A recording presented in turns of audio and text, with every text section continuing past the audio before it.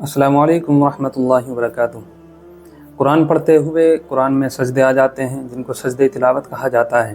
तो ये सजदे तिलावत कैसे अदा करने हैं, इनको अदा करने का क्या तरीका है, या अगर कोई आदमी पूरा कुरान करीम पढ़ता है और उस पर 14 सजदे वाजिब हो जाते हैं तो 14 सजदों को वो एक साथ कैसे अदा करेगा और उनको अदा करने का क्या तरीका है।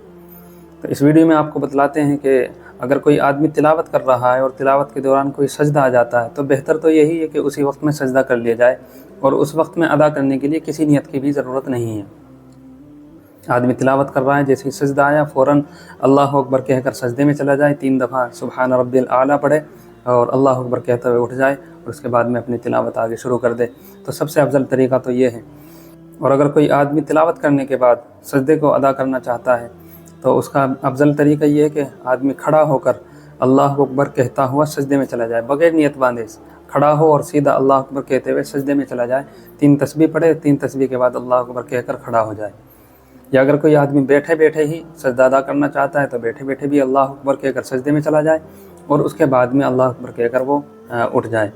तो ये तो एक सजदे की बात है। अगर कोई आदमी 14 सजदे या 14 दूनी 28 सजदे करना चाहता है या इससे भी ज़्यादा सजदे अदा करना चाहता है तो उसको भी इसी तरह बैठे बैठे या खड़े खड़े अदा कर सकता है। आदमी बैठा हुआ अल्लाह अकबर कहकर सजदे में चला जाए और 3 तस्बीह पढ़कर अल्लाह अकबर कहकर उठ जाए, तो इस तरीके से एक सजदा अदा हो जाएगा।